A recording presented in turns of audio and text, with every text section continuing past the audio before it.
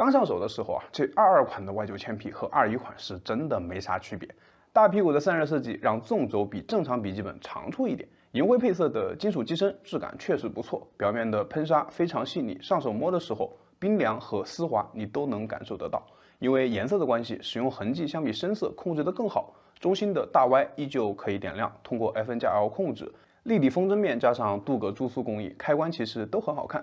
至于结构强度，屏幕总成的刚性和去年差不多，但是 C 面明显更结实，用力按压的时候形变很小，需要带笔记本通勤的同学可以画个重点。在12代酷睿 i7-1270H 和一张最高140瓦的 RTX 3060笔记本 GPU， 内存升级成了 DDR5 4800兆赫，固态依旧是512GB。因为视频是在发布会之前制作的，所以首发价格我是真的不知道。盲猜8999，要是没猜对，下个月就再给兄弟们抽一台笔记本。不过考虑到这块300瓦的板砖实在太沉，有便携需求的同学最好还是买个 PD 充电器，省得腰肌劳损，得不偿失。外设部分，这块16:10的2K 面板咱们很熟悉，三维和上代差不多，实测覆盖了100%的 sRGB， 平均 Delta E 1.48， 最大亮度552尼特。A1 高闪来一个，能写半年作业。键盘不用我多说啊，目前笔记本上最科学的布局，1.5毫米的键程，全尺寸带方向键，办公、游戏都不错。而且这次键帽还换成了灰色，一体性更强，打油问题呢也有所缓解。背光为2档白色，可以通过 FN 加空格来调节。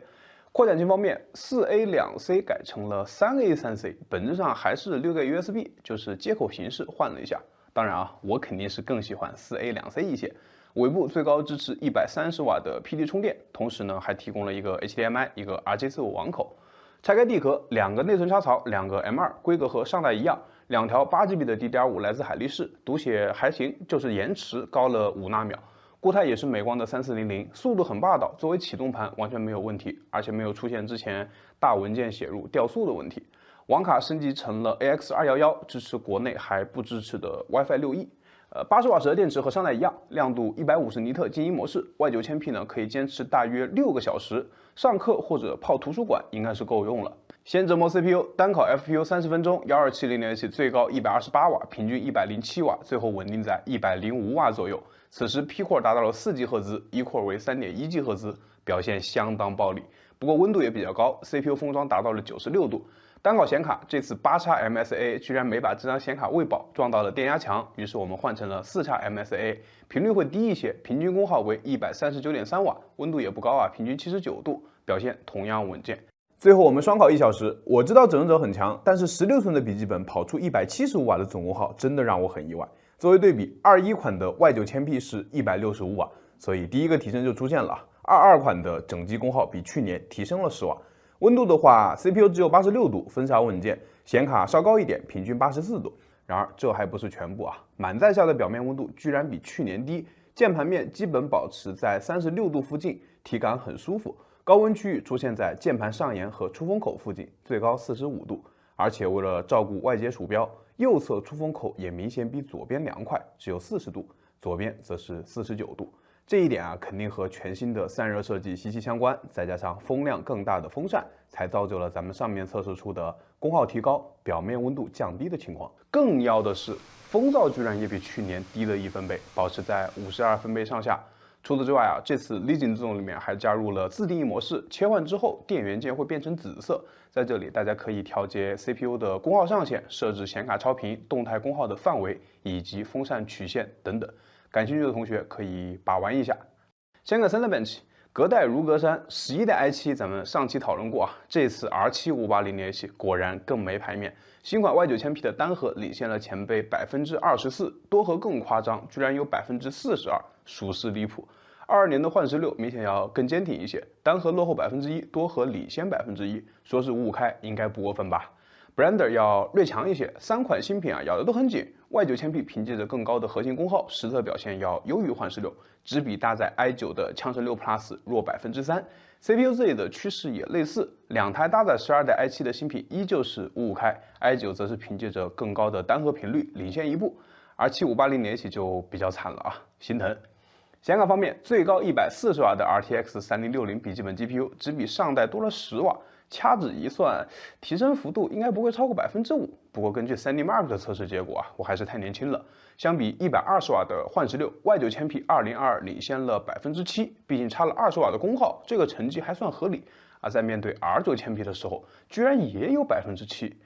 一个是显卡弱一点，靠高性能的 CPU 拉分；一个是 CPU 弱一点，靠高功耗的显卡拉分。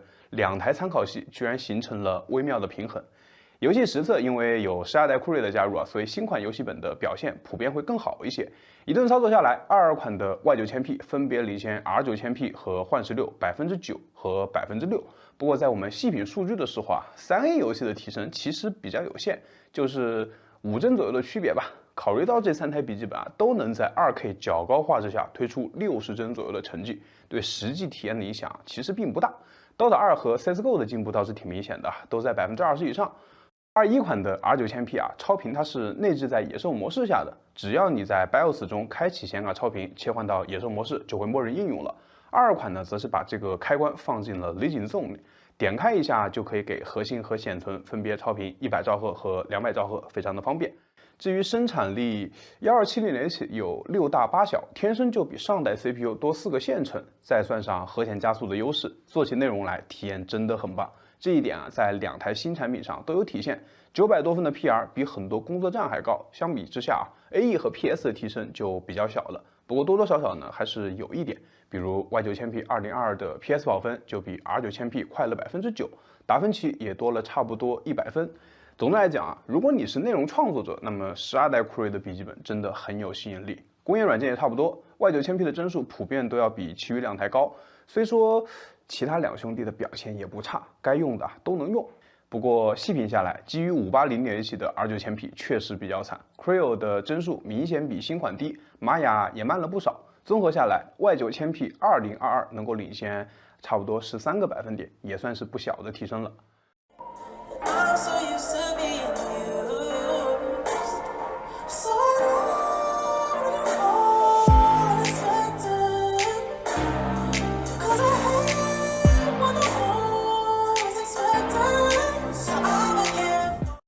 好了，2022款的 Y9000P 就先聊到这里。最后是私货时间，优缺点呢我提前总结了一下，感兴趣的兄弟可以截图细品，我就不复读了。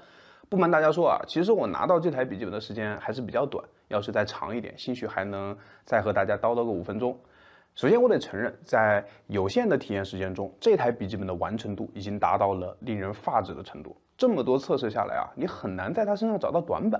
这种严丝合缝的感觉，甚至比2021款的9000P 更浓烈。至少上代的键盘还是比较烫，而这一台如果一定要让我找的话，可能最终的不确定因素就只剩价格了。当然啊，我说的价格显然不是首发价，而是各位玩家到底要掏多少钱才能买到自己手上。最后还有一个小思考分享给大家：当一台笔记本费尽心力把几乎所有短板都干掉之后，这个产品拿到手上啊，注定就缺少一些争议性。